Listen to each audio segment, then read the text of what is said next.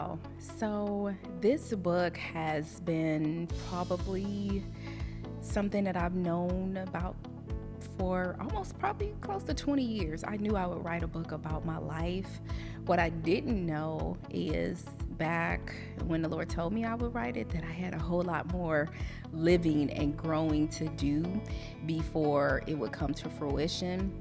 But the motivation was to get my story out of how you can overcome regardless of adversity, regardless of trauma, regardless of whatever you've been through, that you can overcome.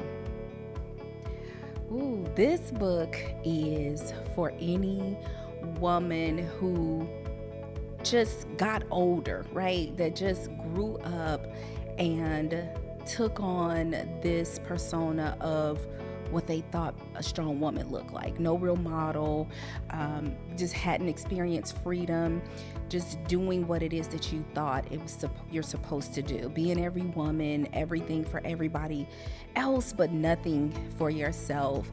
And this is about a journey of exposing the mask, the layers, all the things that we hide behind as we are every woman, because that's what society says we're supposed to be. But I'm causing and challenging women to pay attention and to get in touch with yourself. Wow. Well, I want them to definitely know my story, because so many people, they know me as nurse, pastor's wife. They know me for all of my titles, but I really want them to really, this is my vulnerability, right? I want them to see where I've come from. You know, it's not easy to expose yourself, to be raw and vulnerable about childhood traumas, about the things that you've gone through. And so I really want them to understand that God has a plan for you. It doesn't matter, but just because you're an adult now, it doesn't mean that the childhood traumas don't linger.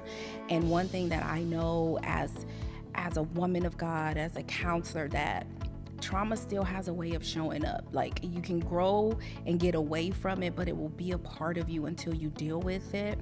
And so this is a way for women to feel safe, to feel vulnerable. The things that you've packed down, that you have been afraid to address, or you've been running from, that eventually it will catch you. So it's better to go ahead and do that work. And so I purposely want this to be like a war cry for women. I want them to know that there is healing, but you got to be honest with yourself and be willing to do that work.